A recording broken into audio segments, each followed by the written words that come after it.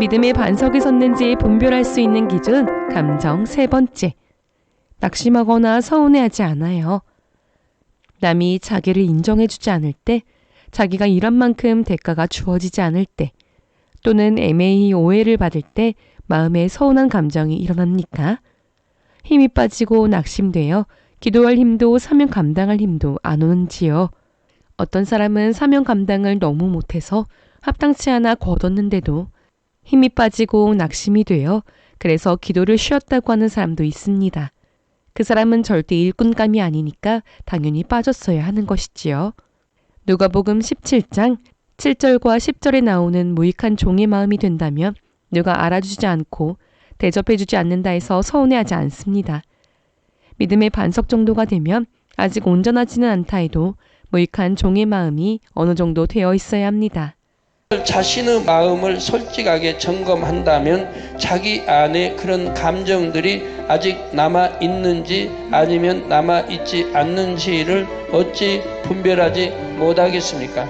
믿음의 반석에 서기 위해서는 이러한 불편함과 서운함 같은 감정들도 마음에서 다 빼내어 버려야 합니다.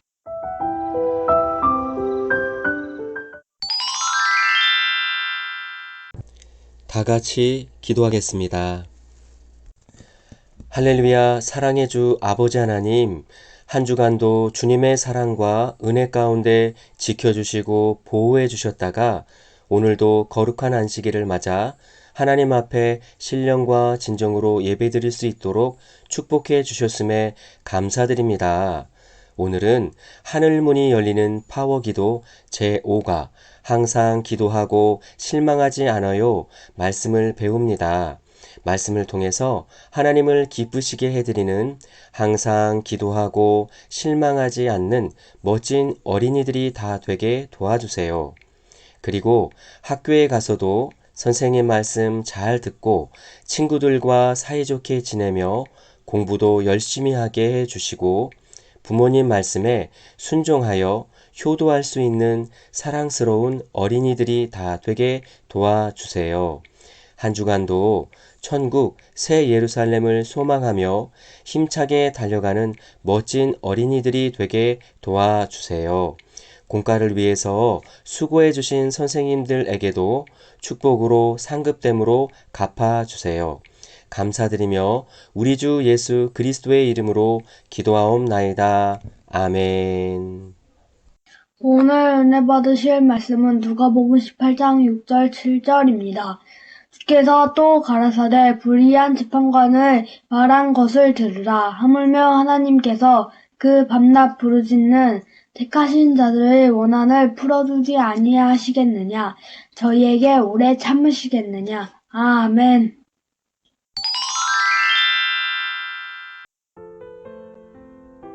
하나님께서 기뻐하신 파워 기도. 예수님을 비롯해 믿음의 선진들은 어떤 환경에서 어떤 기도를 올렸을까요? 하나님께서 기뻐하시는 기도, 응답을 끌어내린 능력의 기도를 살펴봅시다. 깊은 계시의 말씀을 받은 사도 요한의 기도. 예수님의 12제자 중 막내인 사도 요한은 복음을 전하면서 많은 핍박을 받았어요.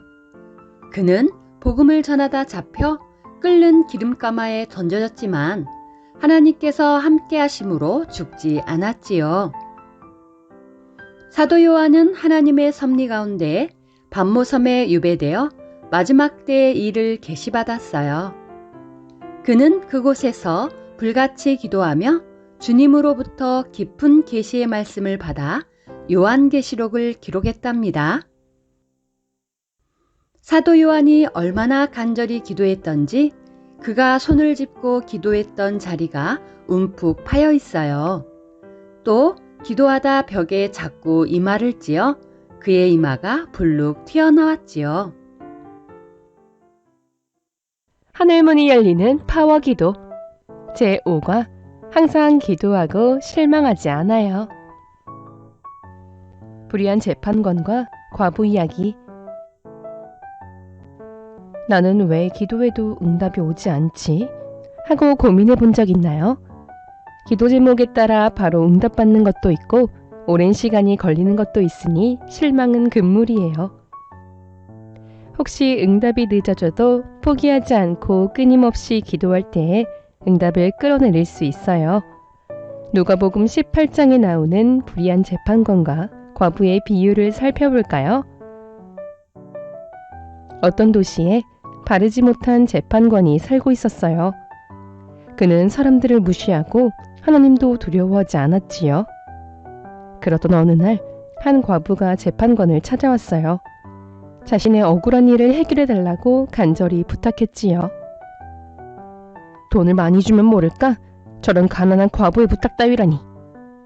그는 관심조차 없었어요. 몇 번 저러다가 포기하겠지 생각했지요. 하지만 과부는 끈질기게 찾아와 부탁했어요. 참다 못한 재판관은 귀찮아서 그 과부의 간청을 들어주었지요. 불의한 재판관도 간절히 구하면 들어주는데 하물며 사랑의 하나님께서는 어떠할까요? 당연히 우리에게 응답을 주고 싶어 하시지요. 하지만 문제는 우리가 하나님 말씀대로 살지 않거나 믿음으로 구하지 않는다는 거예요. 믿음으로 기도하는 어린이는 이미 응답받은 것을 믿어요. 그러니 혹여 응답이 늦는다 해도 실망하지 않고 감사하며 기다리지요. 실망하지 않고 응답받을 때까지 기도해요. 농부가 씨앗을 심고 하루 이틀이 지난 뒤 왜 싹이 나지 않지? 하고 땅을 파헤친다면 어떻게 될까요? 씨앗이 싹을 내리지 못하고 그만 죽어버리고 말아요. 우리가 기도를 할 때도 응답을 받기까지 참고 기다리는 정성이 필요해요. 다니엘은 환상으로 나라의 장래를 본 후 그 뜻을 풀어달라고 하나님께 기도했어요. 하나님께서는 기도를 듣고 첫날에 천사를 보내주셨지요. 그런데 공중권세자분 악한 영들이 응답을 가지고 가는 천사를 방해했어요. 결국 다니엘은 기도를 응답받기까지 21일이 걸렸지요. 우리도 다니엘처럼 끝까지 포기하지 않고 기도할 때 응답받을 수 있어요. 그런데 많은 사람이 하루 이틀 자신이 원하는 만큼만 기도하고 응답이 없으면 쉽게 실망하고 포기해요. 이것은 믿음이 작다는 증거예요. 하나님은 가장 좋은 때에 응답을 주시는 분이에요. 따라서 하나님께서 기도에 분명히 응답해 주신다는 사실을 믿고 끝까지 기다려야 하지요. 아무리 환경이 어려워 보여도 응답해 주실 하나님을 믿고 쉬지 않고 기도하면 하나님은 반드시 심은 대로 행한 대로 갚아주신답니다.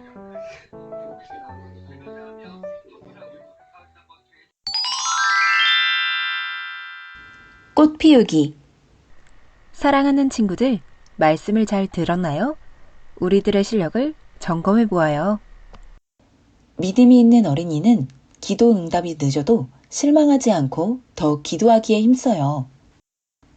낙심, 원망, 불평, 짜증, 죄를 지우고 남은 글씨를 적어보세요.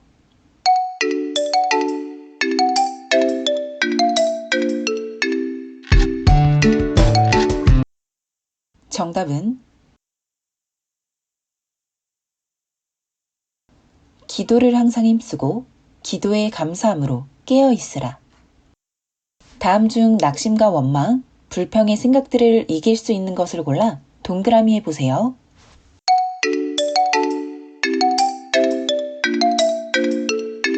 정답은 감사, 성경 말씀, 찬양, 믿음입니다. 아직 응답받지 못한 기도 제목과 자신이 더 기도하고 노력해야 할 분야를 써보세요.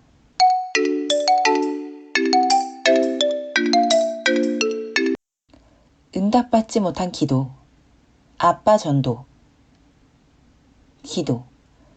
생각날 때만 기도했는데 이제 매일 기도할 거예요. 나의 노력, 아빠 심부름을 잘해드려서 감동을 드릴래요. 오늘의 말씀 구절을 큰 소리로 함께 읽어보아요. 마태복음 7장 11절 말씀. 너희가 악한 자라도 좋은 것으로 자식에게 줄 알거든 하물며 하늘에 계신 너희 아버지께서 구하는 자에게 좋은 것으로 주시지 않겠느냐. 아멘.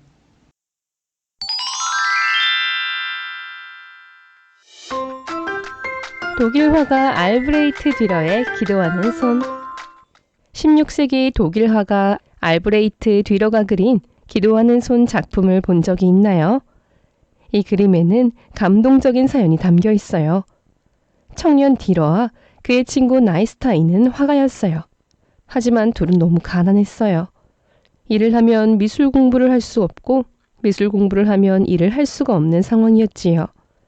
둘은 서로 상의를 했어요. 한 사람이 공부를 하고 다른 한 사람이 돈을 벌어서 먼저 학비를 대주기로 한 거예요. 제비를 뽑은 결과 뒤러가 먼저 미술 공부를 하고 나이스타인은 일을 하게 되었어요. 뒤러는 자신의 공부를 뒷바라지하기 위해 힘들게 일하는 친구를 생각하며 열심히 그림 공부에 매달렸어요. 그리하여 뒤러는 뛰어난 화가가 되어 유명해졌답니다. 뒤러는 친구도 다시 미술 공부를 시작하길 바랬어요. 그래서 그의 집에 찾아갔지요. 그때 친구는 두 손을 모으고 기도를 하는 중이었어요. 하나님, 이제 저의 손은 일로 인해 굳어버려서 더 이상 그림을 그릴 수가 없습니다. 하지만 저 대신 친구 뒤러가 유명한 화가가 되었으니 감사하고 또 감사합니다. 뒤러는 친구의 기도하는 소리를 듣고 눈물을 흘릴 수밖에 없었어요. 그는 종이를 꺼내 친구의 기도하는 손을 그리기 시작했지요. 친구를 위해 자신의 모든 것을 희생하고도 하나님께 감사의 기도를 올렸던 나이스타인. 기도의 손은 그렇게 탄생했답니다.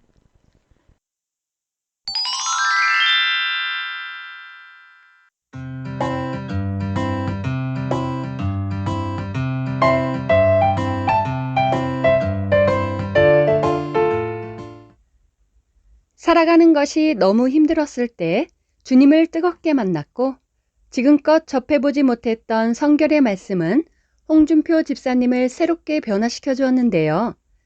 그렇게 충만하게 달려가고 있던 어느 날이었어요. 근데 제가 단일 철야 마치고 집에 가서 씻고 이제 좀 잠자리에 누워야 될 때인데 갑자기 막 등 뒤쪽에 오른쪽 어깨 쪽으로 막 바늘로 찌르듯이 이렇게 막 쑤시더라고요. 너무 아팠어요. 누우려고 하는데 누우니까 숨을 못 쉬겠는 거예요. 그래서 눕지도 못하고 앉아서 그러면서 이제 이 바늘로 찌르는 게 한쪽만 그런 거 아니고 이렇게 돌아가면서 막 찌르더라고요. 뒤쪽으로 막. 그리고 숨을 못 쉬고. 그리고 30분마다 화장실 가서 소변을 봐야 됐어요. 계속 그렇게. 그래서 밤새도록 한숨도 못 잤어요. 당시 홍준표 집사의 왼쪽 폐에 염증이 발견되며 늑막염이 의심됐던 상황. 홍준표 집사는 참 진리를 알기 전 지난날 방황하던 자신의 모습을 더욱 철저히 회개하는 시간을 가졌습니다. 지하에서 당연히 기도받고 그렇게 우선 당연히 기도받는데 무조건 좋아지겠다는 생각이 들더라고요. 열도 안 나고 통증도 없고 또 정상적으로 생활하는데 아무 지장이 없고요. 숨쉬기도 좋고 지금도 너무 좋죠. 만민에 있기 때문에 행복하고요. 항상 만민에서 이렇게 신앙생활 하면서 모든 일들이 항상 축복의 길로 가고 있는 것이 너무나 좋습니다. 할렐루야.